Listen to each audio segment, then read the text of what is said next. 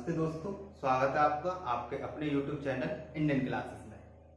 तो थंबनेल पर आपने देख ही लिया होगा कि आज की जो क्लास है आपकी रीजनिंग की ना होकर फिजिक्स की होने वाली है। और फिजिक्स में हम बिल्कुल स्टार्टिंग से करने वाले हैं। और आपने थंबनेल पर देखा होगा इंट्रोडक्शन ऑफ साइंस, यानी कि साइंस के बारे में हम आज कुछ बातें करेंगे।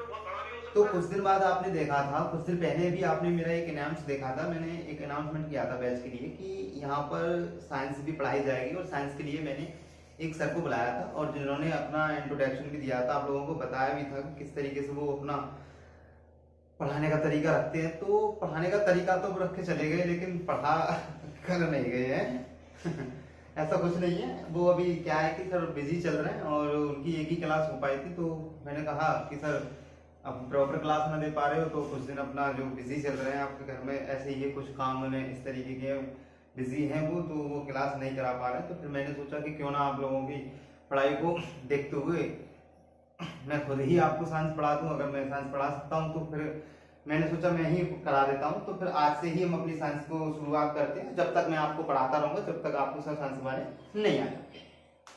तो देखो, साइंस की अगर हम बात करें, साइंस साइंस का मतलब हिंदी का क्या होता है? विज्ञान। ठीक है, इसके बारे में बहुत ज्यादा तो नहीं देख रहे कि लैटिन भाषा के शब्द साइंस नाम से आया था, इस तरीके से इस चीजों को नहीं देखते। बस हम इंपोर्टेंट बातें करते हैं कि साइंस में हम 3 सब्जेक्ट पढ़ते हैं। 3 सब्जेक्ट जब हम पढ़ते हैं तो एक होता है हमारा फिजिक्स, एक होता है हमारा केमिस्ट्री, और एक रहता हमारा बायो। ठीक है, यानी कि एक तो जीव विज्ञान और एक रसायन विज्ञान और एक फिजिक्स यानी कि एक भौतिक विज्ञान। और इस तरीके से जब हमारी सारी चीजें होती हैं तो हमें इसमें पढ़ना किस तरीके से, हमें कैसे पढ़ना है, यानी कि अब मैं किस तरीके से आपको कराने वाला हूँ ये सारी चीजें। तो देखो, सबसे पहले हमारा काम रहेगा फिजिक्स का। और फिजिक्स को सबसे पहले हम देखते हुए फिजिक्स और बायो की क्लास में हम अल्टरनेट लेंगे, कभी फिजिक्स कभी बायो, कभी फिजिक्स कभी बायो, इस तरीके से। और हम केमिस्ट्री को क्या करेंगे? फोल्ड करेंगे। अब केमिस्ट्री की प्रॉपर मतलब केमिस्ट्री की क्लास भी तो अल्टरनेट ले सकते हैं, लेकिन वो मुझे अभी नहीं करानी है आपको, क्योंकि केमिस्ट्री का अगर देखा जाए तो बहुत ज्यादा वेटेज नहीं रहता। ठीक है, एक मिनट आप, केमिस्ट्री का अगर देखा जाए तो बहुत ज्यादा वेटेज नहीं रहता। वेटेज जो रहता है यहाँ पर बहुत ज्यादा, जैसे कि चाहे वो आपका रेलवे का एनटीपीसी का एग्जाम हो, चाहे वो आपके किसी भी तरीके का कोई भी एग्जाम रहता है, तो यहाँ पर साइंस के अकॉर्डिंग देखा जाता है तो सबसे ज्यादा बायो और फिजिक्स के ही क्वेश्चन देखने को मिलते हैं। और केमिस्ट्री का हमें 1-2 क्वेश्चन मिलता है या 2-4 क्वेश्चन मिल भी जाते हैं। तो हम हमारा जो सबसे ज्यादा फोकस करेंगे, सबसे ज्यादा हमारा ध्यान रहेगा वो फिजिक्स पर रहेगा और बायो पर रहेगा। और इसके बाद केमिस्ट्री को हम पढ़ेंगे, बहुत सारी इंपोर्टेंट चीजों को केमिस्ट्री में पढ़ेंगे, यानी पढ़ेंगे तो हम पूरा, लेकिन हम जो मेहनत करेंगे वो बहुत ज्यादा इंपोर्टेंट चीजों पर ही करेंगे।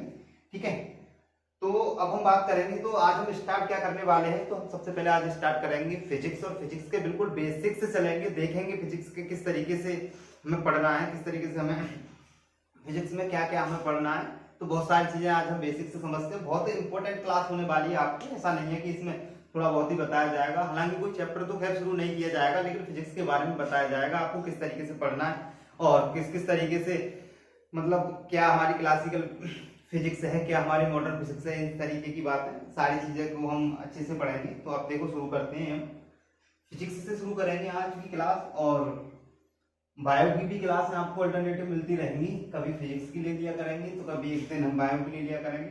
तो पहले क्या है कि 2-2 4-4 क्लास इनकी स्टार्टिंग में डाल लेना, फिर आपको पर डे दिया करेंगे क्लास। ठीक है, तो आज की जो क्लास है आपकी फिजिक्स की होगी। फिजिक्स फिजिक्स का मतलब भौतिक, यानी कि फिजिक्स को बोलते हैं भौतिक विज्ञान। भौतिक विज्ञान, अब बात आती है कि ये भौतिक विज्ञान है क्या? भौतिक विज्ञान में हम पढ़ते क्या है? ठीक है, भौतिक विज्ञान में जिन चीजों का हम यूज करते हैं, किस लिए हम भौतिक विज्ञान पढ़ते हैं, इसमें हम अध्ययन किस चीज का करते हैं, तो ये सारी चीजें। ठीक है, और बिल्कुल बेसिक से चलेंगे, सारी चीजों को अच्छे से समझेंगे। तो देखो, वह विज्ञान जिसके अंतर्गत द्रव ऊर्जा संबंधों व व्यवहारों का अध्ययन किया जाता है, उसे हम कहते हैं भौतिक विज्ञान। ठीक है, सारी चीजों को नोट करते हुए चलेंगे, मैं लिख देता हूं सारी चीजों को। यानी कि इस भौतिक विज्ञान के अंतर्गत हम करने क्या वाले हैं, द्रव्य ऊर्जा संबंधों, द्रव्य ऊर्जा संबंधों व व्यवहारों का अध्ययन करते हैं। ठीक है, यानी कि साफ साफ कहने का मतलब ये हुआ कि एक द्रव्य और ऊर्जा, द्रव्य और ऊर्जा, इनके आपसी संबंध को पढ़ने में, इनके आपसी संबंध यानी कि कोरिलेशन, यानी कि द्रव्य और ऊर्जा के आपसी संबंध को पढ़ने में जो हमारी हेल्प करे वही हमारी भौतिक विज्ञान होगी।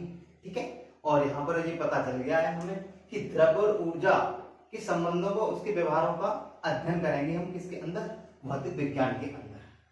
अब बात आती है कि ये जो फिजिक्स है, फिजिक्स वर्ड यानी कि PHY फिजिक्स, ये जो फिजिक्स है, ये जो शब्द है ये बना किससे है, तो ये बना है फ्यूजिस से, फ्यूजिस।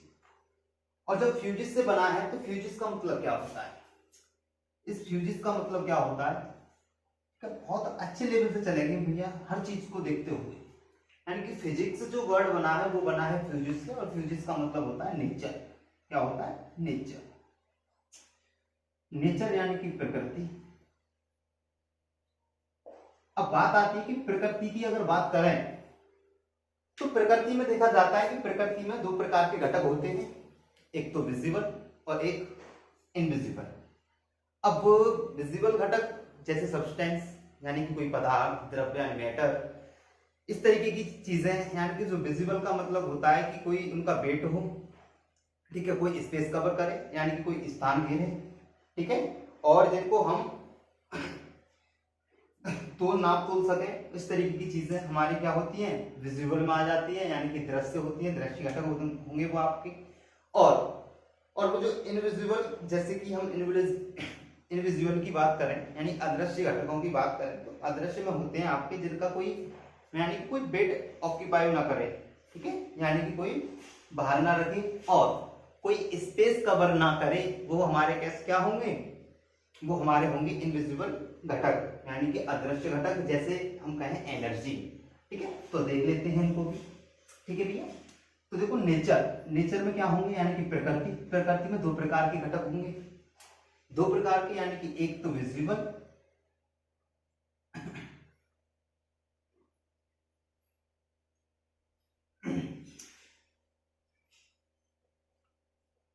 यानी कि दृश्य घटक, और एक होंगे आपके इनविजिबल यानी कि अदृश्य। ठीक है भैया, और जो विजिबल घटक होंगे आपके यानी कि जो दृश्य घटक होंगे वो कौन से होने वाले, यानी कि इसके अंदर आते हैं आपके सब्सटेंस,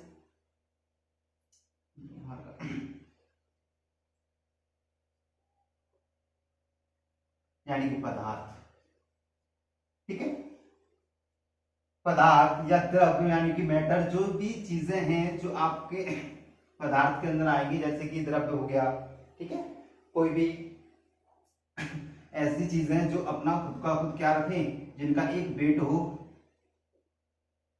वेट यानी कि भार ऑक्यूपाई करें, कोई भार रखे, या फिर कोई स्पेस कवर करे, स्पेस कवर करे यानी कि स्थान घेरे, कोई स्थान घेरे, तो वो सारी चीजें कैसे किस में आ जाती हैं, आपकी विजिबल में आ जाती है, यानी कि दृश्य घटक में आ जाती हैं। और अदृश्य की अगर हम बात करें तो अदृश्य में आपकी आती है जैसे कि एनर्जी। क्या आएगी, एनर्जी। एनर्जी बोले तो ऊर्जा। अब ऊर्जा को देखा जाता है तो ऊर्जा का ना तो कोई वेट होगा, ठीक है, यानी कि ना तो कोई भार और ना कोई स्पेस कवर, यानी कि कोई स्पेस कवर नहीं करेगी, तो इसका मतलब कोई स्थान नहीं घेरती ऊर्जा, ठीक है, कोई स्पेस कवर नहीं करती, कोई भार नहीं होता। तो अब हम बात करते हैं यहाँ पर, तो हमें ये चीजें समझ में आई कि जो हमारी फिजिक्स है यानी कि जो भौतिक विज्ञान है, इसमें द्रव्य ऊर्जा संबंधों व उनके व्यवहारों का अध्ययन करते हैं हम इसके अंदर, ठीक है। और फिजिक्स जो वर्ड है हमारा फिजिक्स, और इसकी जो उत्पत्ति हुई है वो फ्यूजिस नाम के शब्द से हुई है, यानी कि फ्यूजिस से हुई है। और इस फ्यूजिस का मतलब क्या है, नेचर, यानी कि नेचर यानी कि प्रकृति। और इस नेचर की अगर बात करें तो इसमें दो प्रकार के घटक पाए जाते हैं, एक तो विजिबल और एक इनविजिबल, यानी कि एक दृश्य घटक और एक अदृश्य घटक। जो आपके दृश्य घटक होंगे भैया, जो आपके दृश्य घटक होंगे वो होंगे आपके सब्सटेंस, यानी कि पदार्थ, मतलब ऐसे घटक जो एक जिनका अपना कुछ भार हो, जिन्हें हम माप तोल सकें और जो स्थान घेरे, ठीक है, वो क्या होंगे, दृश्य घटक होंगे। और जो हमारे होने वाले हैं अदृश्य, वो कौन से हैं, अदृश्य घटक जिनका कोई भार नहीं होता, जो कोई स्पेस कवर नहीं करते, ठीक है, उन्हें हम क्या कहते हैं, इनविजिबल घटक, जैसे कि एनर्जी, ठीक है। अब हम आगे बात करेंगे तो देखो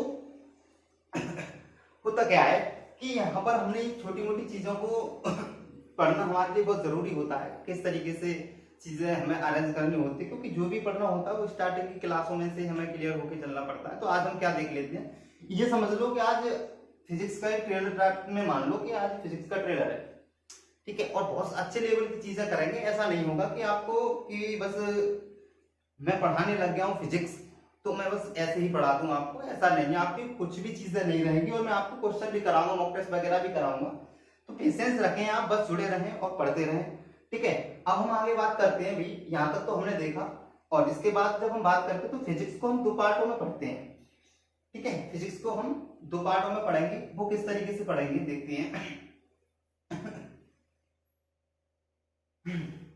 देखिए भैया, फिजिक्स की अगर बात की जाए, फिजिक्स की बात करें हम, फिजिक्स को हम दो तरह से पढ़ते हैं, यानी कि एक तो रहती है हमारी, इधर लिखता हूं,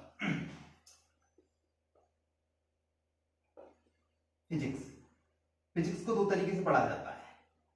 एक फिजिक्स में होती है हमारी क्लासिकल फिजिक्स,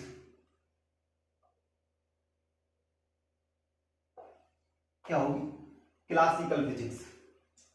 और क्लासिकल फिजिक्स क्या होगी, यानी कि परंपरागत भौतिकी, क्या होगी, परंपरागत भौतिकी। और एक होगी हमारी मॉडर्न फिजिक्स।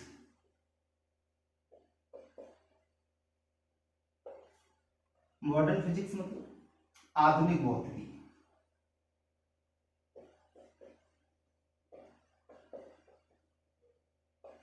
ठीक है भैया।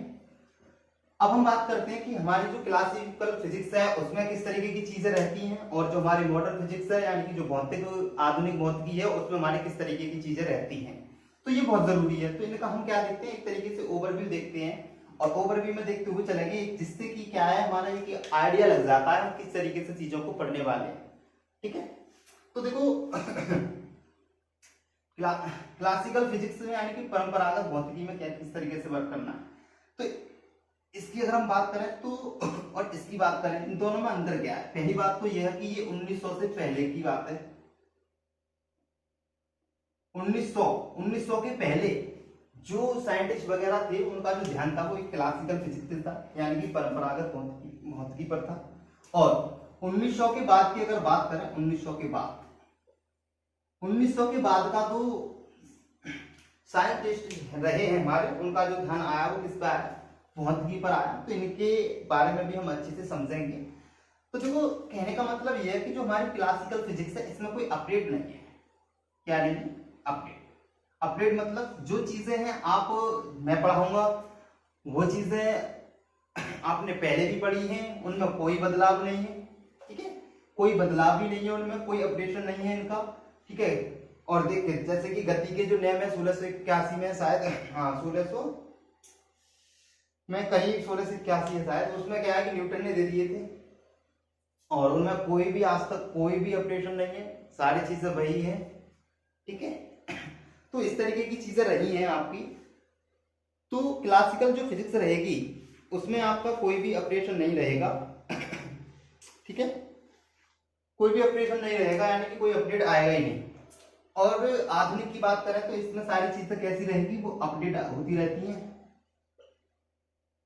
सारी चीजें अपडेट होती रहती हैं, और अपडेट किस तरीके से रहती है उन चीजों को भी हम अच्छे से क्लियर आगे करेंगे। तो हम बात करते हैं सबसे पहले क्लासिकल फिजिक्स में कि फादर ऑफ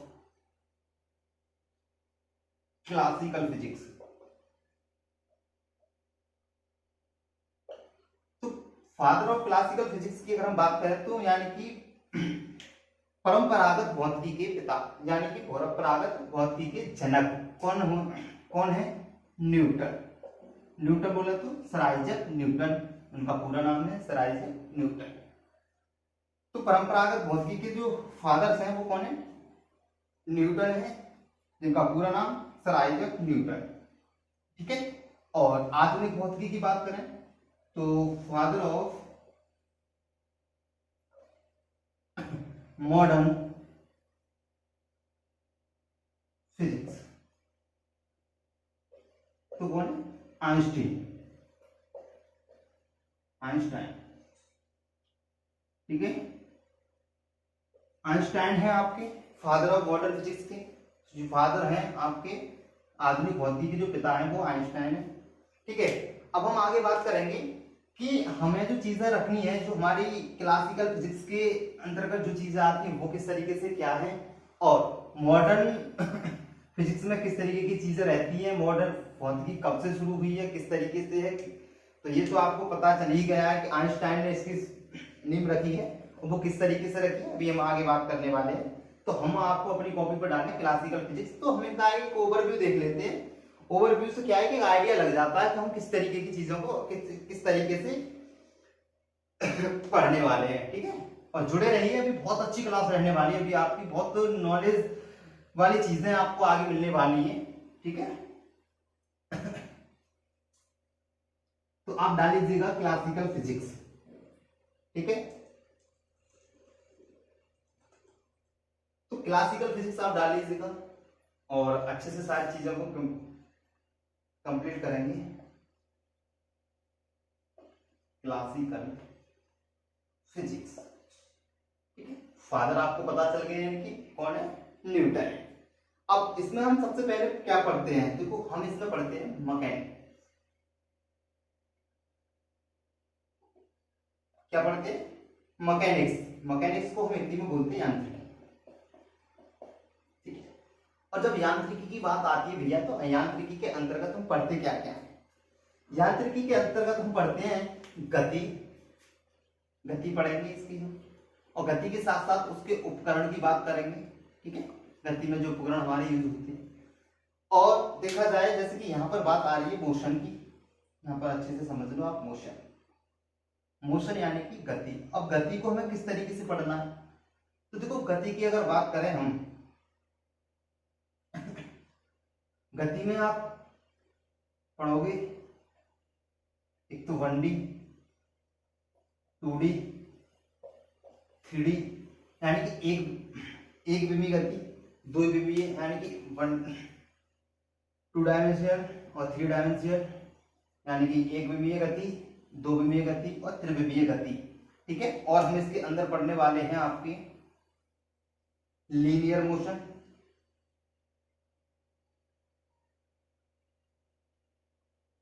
लीनियर मोशन यानी कि रेखीय गति।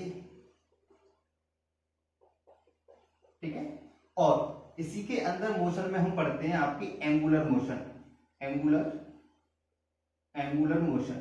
ठीक है, और जो एंगुलर मोशन है आपका, इसके अंदर हम 2-3 तरह की गतियां और पढ़ते हैं, यानी कि एंगुलर मोशन को हम कहते हैं कोणीय गति। क्या कहेंगे? कोणीय गति। एंगुलर मोशन हमारी कोणीय गति हो जाएगी। तो इसके अंदर हम पढ़ेंगे भैया, एक तो पढ़ेंगे सर्कुलर मोशन यानी कि वृत्तीय गति।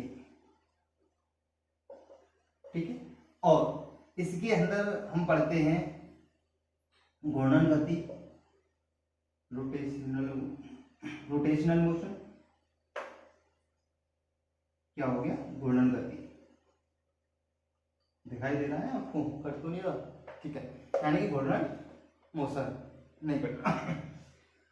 अब इस तरीके से एक आइडिया लग जाता है चीजों का कि हमें किस तरीके से वो कंप्लीट करनी होती है। तो देखिए समझ लीजिएगा यानी कि क्लासिकल फिजिक्स की अगर हम बात करें तो इसके अंदर, अब देखो मैंने आपको बताया था जैसे गति की अगर हम बात करें, गति के जो 3 नियम है, 3 नियम 1681 में न्यूटन ने दिए थे, 1681 में न्यूटन ने दिए थे। तो अब आप बताइए कि इनमें कोई अपडेट देखा है तुमने?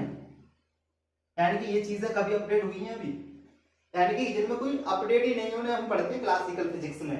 और इन्हें जब भी पढ़ोगे और जितनी बार भी पढ़ोगे तो हर बार वही चीजें पढ़ोगे, जो चीजें आप आज पढ़ोगे वही कल पढ़ोगे, और जो चीजें आपने आज से पहले पढ़ी थी उन्हीं चीजों को आप अब पढ़ोगे। ठीक है, तो क्लासिकल फिजिक्स में कोई अपडेशन नहीं है। अब आगे नेक्स्ट बात करते हैं, नेक्स्ट क्या पढ़ना है हमें। ठीक है गति के नियम जो 1681 में न्यूटन ने दिए थे, ये आपको ध्यान रखना है। ठीक है, सेकंड है, इसमें हम सेकंड क्या पढ़ने वाले हैं, ऑप्टिक्स पढ़ेंगे। और ऑप्टिक्स की बात करें तो हिंदी में से कहते हैं प्रकाशिकी। ठीक है, और प्रकाशिकी में देखा जाए तो इसमें 2 तरीके की चीजें होती हैं। एक तो वेव की बात करेंगे हम, वेव समझ रहे हैं वेव यानी कि तरंग। ठीक है, और इसके अंदर आते हैं पार्टिकल। पार्टिकल को कहते हैं कण। तो इन तरंगों के और इन पार्टिकलों के बारे में जब देखा जाता है तो इनकी चीजों को हम किस तरीके से पढ़ते हैं कि इनका देखते हैं हम रिफ्रैक्शन यानी कि अपवर्तन, और इनका रिफ्लेक्शन यानी कि परावर्तन हम इसमें कंप्लीट करेंगे। यानी कि हम रिफ्लेक्शन यानी अपवर्तन भी हम इसके अंदर देखेंगे और परावर्तन भी हम इसके अंदर देखेंगे। और नेक्स्ट लेंस भी हम इनके अंदर पढ़ेंगे, मिरर वगैरह, मिरर और लेंस, इन सारी चीजों को हम इसमें कंप्लीट कर लेंगे।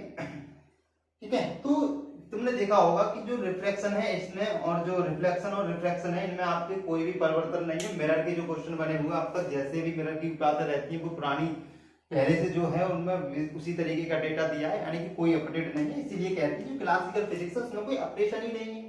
आज भी वही पढ़ेंगे और आज से पहले अगर आपने पढ़ा होगा तो भी आप वही पढ़ोगे। अगर आज के बाद भी अगर क्लासिकल फिजिक्स आप पढ़ोगे, जैसे कि यहाँ से पढ़ने के बाद भी अगर आप अदर पढ़ोगे दोबारा से पढ़ोगे तो दोबारा से आप वही चीजें पढ़ोगे। अपडेशन वाली चीजें आप पढ़ते हो किसमें, मॉडर्न फिजिक्स में। ठीक है, बहुत अच्छी क्लास होने वाली है भैया आपकी। आज का जो क्या है बस आज ओवरव्यू हो जाए, एक टेलर टाइप में हो जाएगा फिजिक्स का। और ऐसा है कि आपके जो भी जब हम मॉडर्न फिजिक्स पढ़ेंगे तो उसमें हमारी बहुत ज्यादा इंपॉर्टेंट चीजें होने वाली हैं। अब बस पेशेंस बनाए रखें। ठीक है, अब इसके बाद हम पढ़ेंगे इसमें थर्मोडायनामिक्स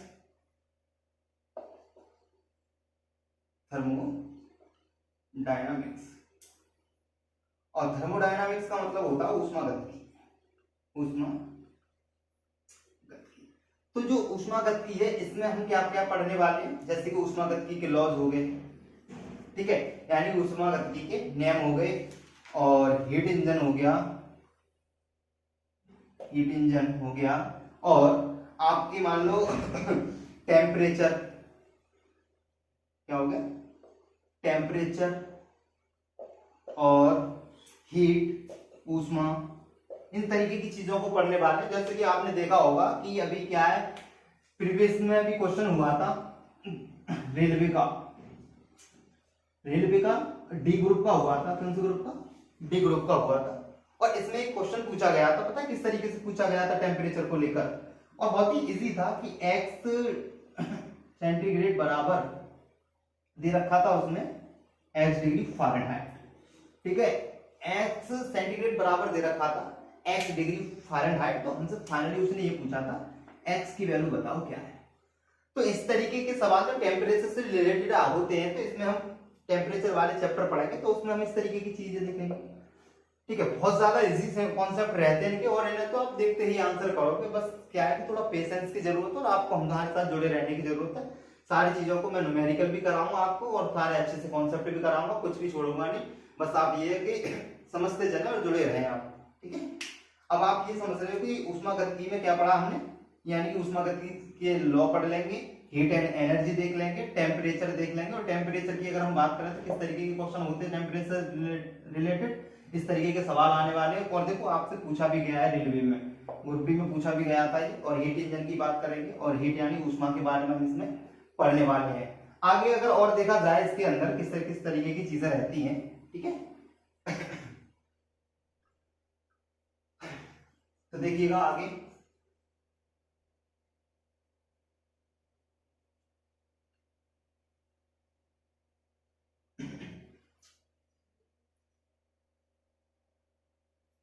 और आगे देखेंगे तो नेक्स्ट जो हम इसमें पढ़ने वाले हैं, नेक्स्ट में जो हमारा रहेगा वो रहेगा आपका इलेक्ट्रोस्टैटिक्स। इलेक्ट्रोस्टैटिक्स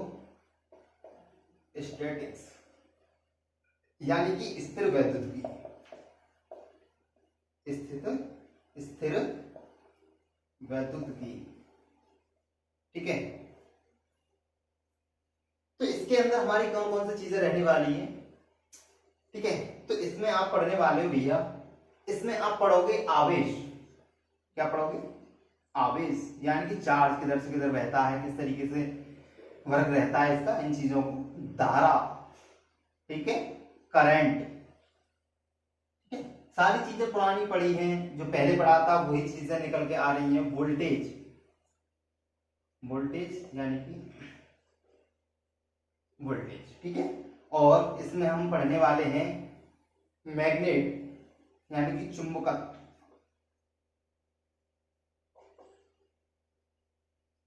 ठीक है, मैग्नेट। और ट्रांसफार्मर, मोटर, जनरेटर, सारी चीजें हम इसमें पढ़ेंगे। ट्रांसफार्मर, मोटर और जनरेटर, इस तरीके की सारी चीजें हम किस में पढ़ लेते हैं, स्थिर वैद्युतिकी में ये चीजें हम कंप्लीट कर लेते हैं। और हम आगे बात करेंगे तो इसमें हम नेक्स्ट जो पढ़ेंगे, ठीक है, इसमें पढ़ेंगे फ्लूइड डायनामिक्स, ठीक है, यानी कि फ्लूइड डायनामिक्स यानी कि द्रव भौतिकी को पढ़ने वाले हैं इसमें। तो सारी चीजें आपको बहुत अच्छे से समझ में आ रही होंगी। बस हमें अभी फिलहाल कुछ भी नहीं पढ़ रहे हैं, हम एक ओवरव्यू देख रहे हैं कि क्लासिकल फिजिक्स में किस तरीके की चीजें रहती हैं और हमारी मॉडर्न फिजिक्स में किस तरीके की चीजें रहती हैं। तो बस मेरा कहना यह है आपसे कि बस जुड़े रहें आप अच्छे से, और अच्छा सा कंटेंट मिलेगा आपको। ऐसा नहीं होगा कि कुछ आपकी चीजें रह जाए और कुछ छोड़ दिया जाए। मेरा मानना तो यही है कि चाहे चीजों को थोड़ा ज्यादा करके पढ़ा दो, यानी कि लेक्चर अगर जहां 20 बैठ रहे हो 25 कर दो, बस इतना है, तो छोड़ो मत, ठीक है। अब आगे हम बात करते हैं नेक्स्ट, इसमें हम क्या पढ़ने वाले हैं। देखो नेक्स्ट होगा आपका फ्लूइड डायनामिक्स।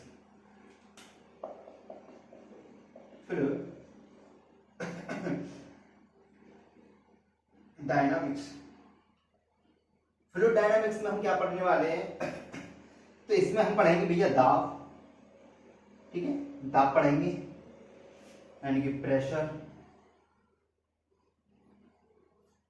ठीक है। और इसी के अंदर हम पढ़ेंगे किसकत, यानी कि कैपिलरी, यानी कि, और इसी में पढ़ेंगे हम पृष्ठ तनाव। इन सारी चीजों को अच्छे से कंप्लीट करेंगे। तो ये देखा आपने ओवरव्यू क्लासिकल फिजिक्स का। और अब तक मैंने जितनी भी चीजें आपको क्लासिकल फिजिक्स की बताई है, किसी में भी कोई अपडेशन नहीं है। सारी चीजें क्या है, जो पुरानी है, जो पहले भी पढ़ी थी वही हमारी आज है, और उनमें कोई भी अपडेट नहीं है। इसलिए उन्हें कहाँ रखा गया है, क्लासिकल फिजिक्स में, ठीक है। तो आपको बस चीजें क्या है कि अगर आप अच्छे से एक बार पढ़ लेते तो क्लासिकल फिजिक्स को बार बार पढ़ने की आपको जरूरत नहीं रहने वाली, ठीक है। ठीक है भैया, अब आगे हम बात करते हैं, अब हम आगे बात करते हैं मॉडर्न फिजिक्स पर, ठीक है। मॉडर्न फिजिक्स की बात करते हैं, यानी कि आधुनिक भौतिकी की बात करते हैं, उसको हमें किस तरीके से देखना है। बस आप जुड़े रहें। तो बात करते हैं हम मॉडर्न फिजिक्स की।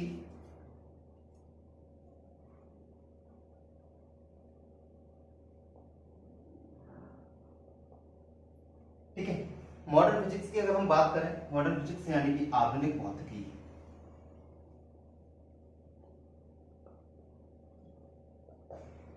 ठीक है। और आधुनिक भौतिकी के अगर फादर की बात करें तो फादर है आपका आइंस्टीन, ठीक है। और तो आइंस्टीन ने क्या किया था भैया, इन्होंने एक समीकरण दिया था E बराबर mc स्क्वायर, E बराबर mc स्क्वायर। और इस समीकरण को कहा जाता है, इस समीकरण को कहा जाता है सापेक्षता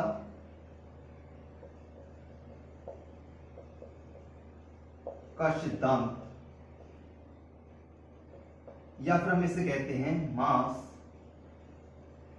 एनर्जी रिलेशन, ठीक है, या फिर हम इसे कहते हैं मास एनर्जी रिलेशन। तो इससे पहले जो चलता था लेवोशियर का द्रव्यमान संरक्षण का नियम चलता था, ठीक है, लेवोशियर का द्रव्यमान संरक्षण का नियम चलता था इससे पहले। तो इससे पहले चलता था तो वो द्रव्यमान संरक्षण का जो सिद्धांत था वो था कि द्रव्यमान को ना तो नष्ट किया जा सकता और ना ही उत्पन्न किया जा सकता, उसे केवल एक रूप से दूसरे रूप में बदला जा सकता है, ठीक है। तो उसी को लेकर आइंस्टीन ने बताया कि द्रव्यमान को हम ऊर्जा में और ऊर्जा को हम मास में कन्वर्ट कर सकते हैं, ठीक है, बदल सकते हैं। और बताया उन्होंने किस तरीके से बदल सकते हैं। तो तभी से हम ये आधुनिक भौतिकी में पड़ जाता है, यानी कि नींव रखी गई आधुनिक भौतिकी की, ठीक है। और तब से क्या है कि इंटरेस्ट ज्यादा से ज्यादा लोगों का ज्यादा इस आधुनिक भौतिकी को लेकर, ठीक है। तो इसमें हम किस तरीके की चीजें को पढ़ने वाले हैं और किस तरीके की चीजें हमारी रहेंगी, अब इन चीजों को आप समझें। तो इसमें हम सबसे पहले पढ़ने की अगर बात करें तो इसमें हम सबसे पहले पढ़ेंगे इलेक्ट्रॉनिक्स। क्या पढ़ेंगे? इलेक्ट्रॉनिक्स।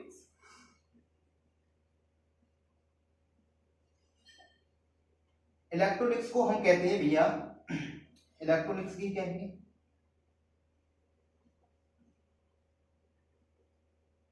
ठीक। और इलेक्ट्रॉनिक्स में जो हम पढ़ेंगे वो पढ़ेंगे आपका एक कंप्यूटर। इलेक्ट्रिशियन की अगर हम बात करें तो कंप्यूटर एक इलेक्ट्रॉनिक डिवाइस है, ठीक है। मोबाइल और रोबोट, ठीक है, ये सारी चीजें हमारी इलेक्ट्रॉनिक्स में आती है। तो अगर इलेक्ट्रॉनिक्स में हमने ये चीज देखी तो आप एक बात बताइए, जैसे कि कंप्यूटर की अगर हम बात करें कंप्यूटर की, तो कंप्यूटर क्या है कि कंप्यूटर में हम लाखों करोड़ों एमबीज का डेटा रख सकते हैं और इसकी कंप्यूटर की मदद से हम अलग अलग मतलब सॉफ्टवेयर बना सकते हैं। कई सारी चीजों बहुत सारे काम हम कंप्यूटर से ही करते हैं। तो आपने देखा होगा कंप्यूटर को अगर देखें तो कंप्यूटर में क्या है कि अपडेशन होते चले आए हैं। ऐसे ही अगर हम बात करें यहाँ पर मोबाइल की, तो मोबाइल जो स्टार्ट हुआ था एक कीपैड फोन से स्टार्ट हुआ था, ठीक है। और कीबोर्ड की अगर हम बात करें तो कीपैड में पहले सिंपल फोन आए थे, फिर वो मल्टीमीडिया होने लगे, ठीक है। ऐसे क्या है कि अपडेशन होता रहा और आज आप देख रहे हो फोन की हद तक अपडेशन हो गया है कि इनमें सोचा भी नहीं जा सकता। जब स्टार्टिंग में देखा गया था तो मोबाइल का जो कैमरा था वो 0.2 मेगापिक्सल का आया था, और उस टाइम जब फोटो लिया होगा तो आपको लगा होगा कि हाँ जी हमने आज कैमरे में फोटो लिया है, तो बहुत ज्यादा अच्छा लगा होगा आपको।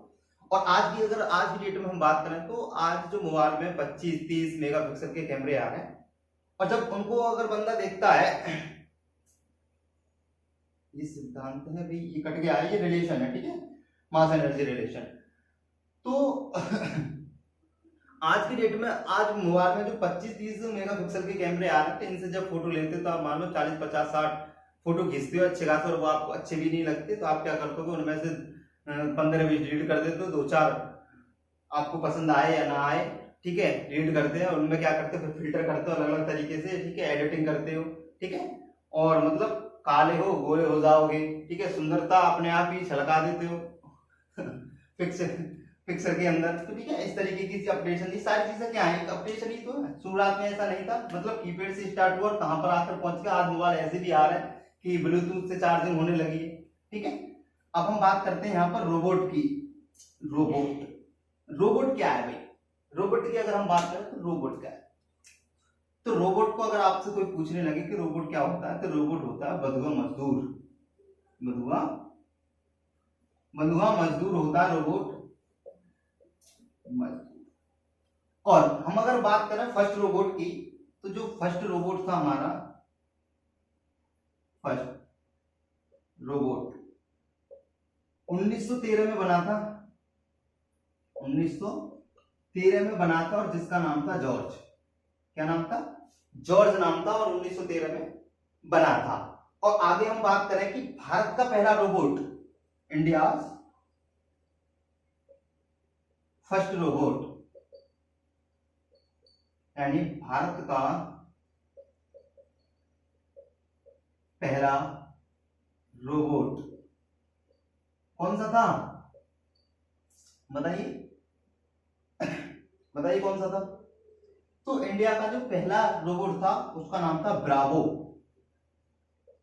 क्या था?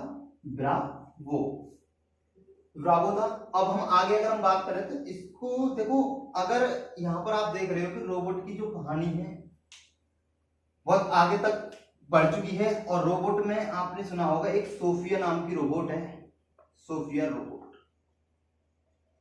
और ये जो सोफिया नाम की रोबोट है भैया, इसको जो बनाया था, इसको बनाया था, इसको बनाया था हांगकांग की कंपनी ने। किसने बनाया था? हांगकांग की कंपनी ने इसको बनाया था। और इस रोबोट में देखो सऊदी अरब ने क्या किया, इसको, इस रोबोट को, इसे सऊदी अरब ने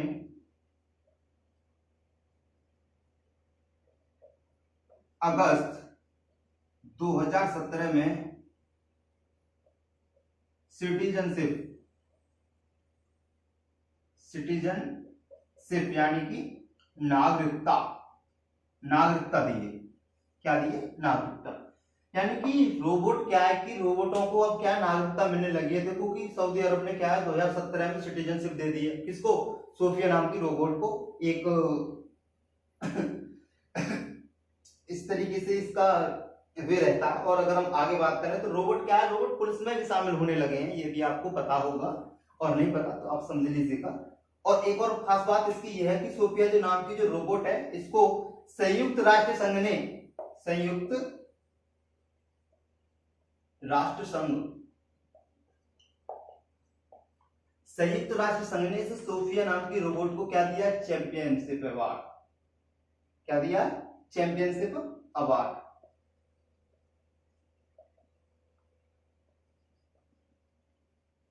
चैंपियन अवार्ड इसको मिला है। ठीक है। तो रोबोट को, तो ये पहली ये जो सोफिया नाम की रोबोट है, ये पहली अमानव ऐसी संरचना है जिसे चैंपियन का अवार्ड मिला है। ठीक है, चैंपियन का अवार्ड जो मिला है, ये पहली अमानव संरचना है ऐसी। और हम आगे अगर बात करें रोबोट की, रोबोट को अगर हम देखें तो रोबोट जब पुलिस में शामिल होने लगे हैं, तो पुलिस में जो शामिल हुआ है वो किसने किया है? तो आप लिखें विश्व में सबसे पहले रोबोट को पुलिस में, विश्व में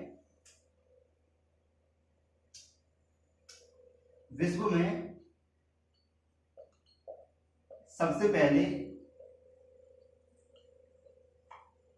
रोबोट को,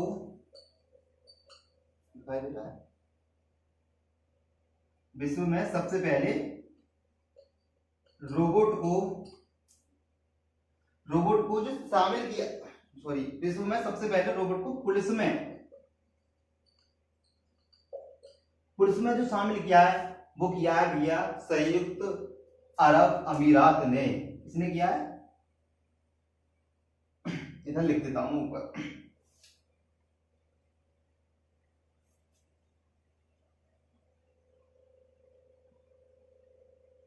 ठीक है, ये जो रोबोट की कहानी चल रही है, और पुलिस में रोबोट को सबसे पहले, विश्व में सबसे पहले रोबोट को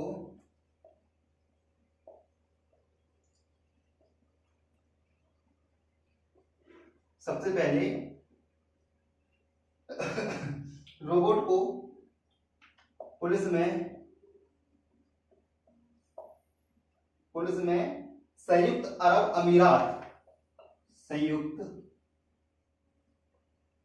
अरब अमीरात ने शामिल किया। देख रहे हैं आप? तो विश्व में जो सबसे पहले पुलिस में जो रोबोट शामिल किया गया था वो संयुक्त अरब अमीरात ने शामिल किया था, और जिसका नाम क्या था? जिसका नाम आपको पता होगा, और नहीं पता तो आप देख लीजिएगा, जिसका नाम था रोबोकॉप।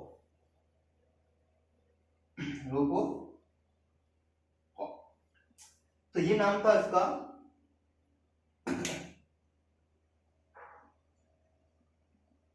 ठीक है, शामिल किया गया था रोबोकॉप। अब आगे अगर हम बात करें तो इंडिया में जो पुलिस में रोबोट शामिल हुआ है, ये बात आपको पता होगी। तो इंडिया में जो रोबोट पुलिस में शामिल किया गया है, तो भैया ये इंदौर सिटी में किया गया था। ठीक है, इस चीज को आप नोट करके लिख लें कि इंडिया में इंदौर सिटी ने, इंडिया यानी कि भारत, इंडिया में इंदौर सिटी ने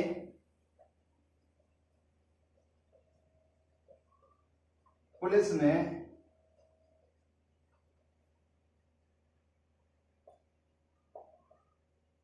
रोबोट को शामिल किया है। बताओ,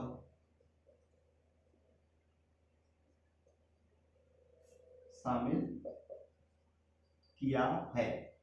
तो ये चीज है, हमें पता होना चाहिए कि इंडिया में जो रोबोट है कौन सी सिटी में शामिल किया है, तो इंदौर सिटी ने किया है। और विश्व का जो पहला रोबोट है वो 1913 में जो फर्स्ट रोबोट बना था, जिसका नाम क्या था, जॉर्ज था। ये हमें पता होना चाहिए।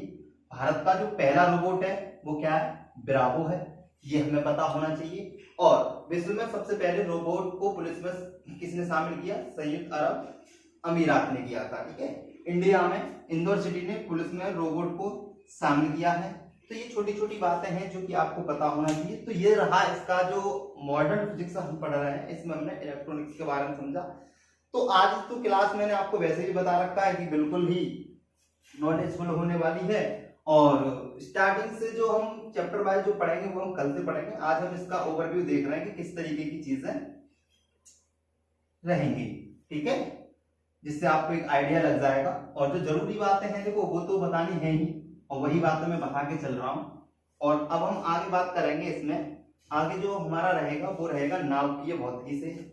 किससे रहेगा, नाभिकीय भौतिकी, यानी कि न्यूक्लियर फिजिक्स।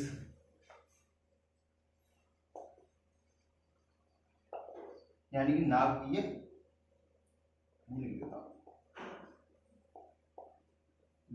भौतिकी। ठीक है, एक मिनट होल्ड करें, इंक डाल लेता हूं इसमें।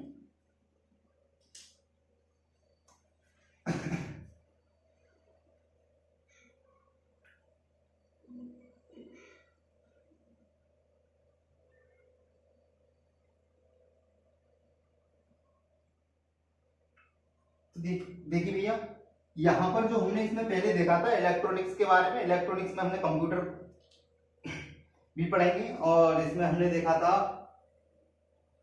मोबाइल को भी देखा था। और मोबाइल के बाद की अगर हम बात करें तो हमने रोबोट के बारे में देखा था। रोबोट के बहुत सारी चीजें मैंने आपको बताई। तो आपको इतनी नॉलेज तो खैर रहनी ही चाहिए, पता ही होनी चाहिए। ठीक है, छोटी छोटी बातें हैं, आप लोगों को इनको ध्यान में रखें। ठीक है, अब हम आगे बात करते हैं इस न्यूक्लियर फिजिक्स की, यानी कि नाभिकीय भौतिकी की। तो नाभिकीय अगर भौतिकी की हम बात करें तो इसमें हम पढ़ते हैं, इसमें हम पढ़ेंगे नाभिकीय विखंडन। नाभिकीय विखंडन, ठीक है, न्यूक्लियर फिजन। ठीक है, न्यूक्लियर फिजन। तो जैसे आपने देखा एटम बम, एटम बम यानी कि परमाणु बम, ये नाभिकीय विखंडन के आधार पर काम करती है। जैसे परमाणु भट्टी, ये किस सिद्धांत पर काम करती है, ये आपका काम करती है भैया, ये काम करती है आपके नाभिकीय विखंडन के आधार पर। ठीक है, और इस नाभिकीय भौतिकी में ही हम देखेंगे नाभिकीय संलयन।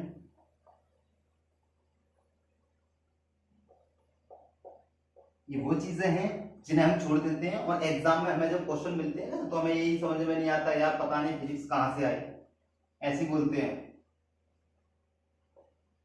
न्यूक्लियर फ्यूजन, ठीक है, तो इसमें क्या है, इसमें हम समझेंगे अणु बम। ठीक है, और इसमें हम समझेंगे हाइड्रोजन बम। जन बम किस सिद्धांत पर काम करती है, नाभिकीय संलयन के आधार पर। और सूर्य तारों की जो एनर्जी रहती है सूर्य, तारों की ऊर्जा, क्योंकि ऊर्जा जो रहती है किसकी वजह से रहती है बताइएगा, नाभिकीय संलयन की वजह से तो रहती है, ठीक है।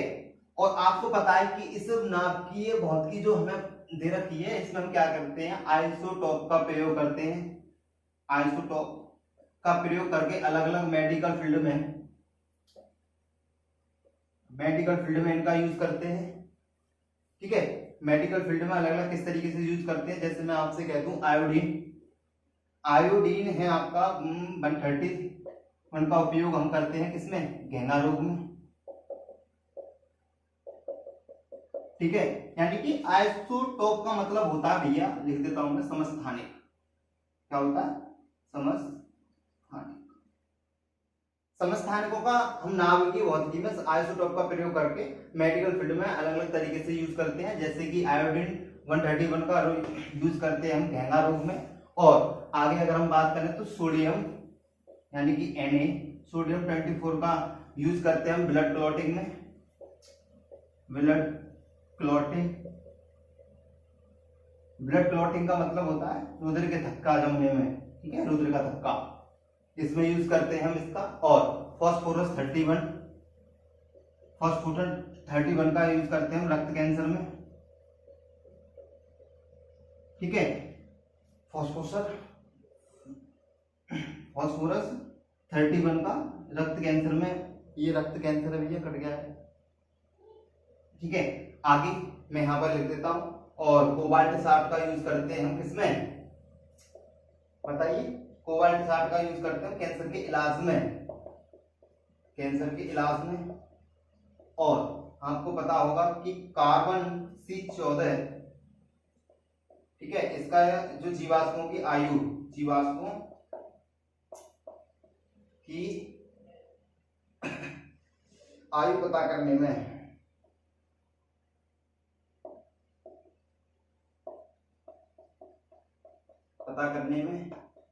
ठीक है, बोर्ड छोटा है तो थोड़ा कोऑपरेट करिएगा, ठीक है। तो इस तरीके से हमने देखा कि हमारे जो फिजिक्स का जो वे रहेगा पढ़ने का वो किस तरीके से रहेगा। तो आपने देखा यहाँ पर कि भाई भौतिकी को हमने कितने तरीके से पढ़ा कि हम इसमें न्यूक्लियर फिजिक्स भी पढ़ेंगे और उसके अंदर हम नाभिकीय विखंडन पढ़ेगा, नाभिकीय संलयन वगैरह, मेडिकल फील्ड में आइसोटोप का प्रयोग किस तरीके से किया जाता है, इन सारी चीजों को पढ़ने वाले हैं। और फिजिक्स को जब हम पढ़ेंगे तो भैया ये दो तरीके से पढ़ेंगे, और दो तरीके से जब हम फिजिक्स को पढ़ेंगे तो क्लासिकल फिजिक्स रहेगी हमारी और एक रहेगी मॉडर्न फिजिक्स, ठीक है। तो जुड़े रहिए आप इस तरीके के अच्छे से कंटेंट पाने के लिए, और मैं आपसे प्रॉमिस करता हूँ जो भी पढ़ाऊंगा बहुत अच्छे लेवल तक पढ़ाऊंगा। ऐसा नहीं होगा कि एक दो क्लास में तो बहुत अच्छा पढ़ा दिया, तो आप बस जुड़े रहें। और देखो आज तो कोई क्लास ही नहीं रही, आपका कोई टॉपिक नहीं हुआ, तो आज हमने केवल और केवल देखा था फिजिक्स को किस तरीके से होती है, फिजिक्स किस तरीके का हमारा इसमें डेटा होता है। तो आज हमने इसको इस तरीके से देखा कि एक आइडिया लग जाए कि हमें चीजों को किस तरीके से पढ़ना और किस तरीके की हमारी चीजें होती है, ठीक है। आज की क्लास हम यही समाप्त करते हैं। तो मेरा कहना है आपसे कि भैया वीडियो को ज्यादा से ज्यादा आप शेयर करें, ठीक है। और जिस तरीके से मैं आपकी हेल्प कर रहा हूँ उसी तरीके से आप और लोगों की भी हेल्प करें, उन लोगों को भी बताएं कि भाई आपकी जो क्लास है यहाँ से पढ़े, देखो रीजनिंग अब चल रही है, आपकी फिजिक्स चलने लग गई है, ठीक है। और ऐसा नहीं है, रीजनिंग में आप देख ही रहे हो कि आपको बहुत काफी हद तक काफी अच्छे लेवल तक आपको डेटा मिल रहा है। और मेरा मानना यह है कि आप उस क्लासों को कंप्लीट करते हैं और उसके बाद अपने प्रैक्टिस सेट लगाते हो, तो आपको कहीं भी कोचिंग करने की जरूरत नहीं है। और फिर भी मैंने आपसे कह रखा है, वैसे तो आपको मैं उस तरीके से पढ़ा के चल रहा हूँ, सारी चीजें उस तरीके से लेके चल रहा हूँ, आपको कोई भी प्रॉब्लम नहीं है। और फिर भी अगर आपको प्रॉब्लम रहती है तो 8868897922 ये व्हाट्सअप नंबर है मेरा। अगर कोई क्वेश्चन ऐसा है जो आपसे नहीं हो पा रहा तो डायरेक्ट आप इस पर मैसेज कर दीजिएगा और आपको सॉल्यूशन मिल जाएगा। हो सकता है कि तुरंत ना मिले, थोड़ा टाइम लग जाए, जरूरी नहीं है कि आप जब मैसेज करते तो हम तब तुरंत आपके क्वेश्चनों को देख रहे हैं, आपका मैसेज तुरंत सीन कर रहे हैं, जरूरी नहीं होता, हो भी सकता है तुरंत भी हो जाए, ठीक है। तो मेरा मानना यह है कि आप लोगों को बताएं कि भाई यहाँ से अपनी साइंस भी स्टार्ट हो गई है और रीजनिंग भी चल रही है आपकी, और जल्दी से जल्दी मैंने आपको प्रॉमिस की है तो मैं सारे प्रॉमिस पूरे भी करूंगा। मैंने मैथ के लिए भी बताया था, मैथ के भी सर आएंगे आपके, तो मैथ के लिए भी आपकी सारी चीजें चलेंगी। तो आप बस जुड़े रहिए आप अपने चैनल इंडियन क्लासेस पे, और सारी चीजें अच्छे से अच्छा डेटा पाने के लिए तो ये समझ लो कि आपकी सेवा के लिए ही ये चैनल बनाया हुआ है, आपको काफी अच्छे से डेटा दिया जाएगा। बस उम्मीद करता हूँ आप लोग सक्सेस हो जाए, जल्दी से जल्दी आप लोगों की जॉब लगे, ठीक है। तो बस भैया यही समाप्त करते हैं। Okay bye bye, take care.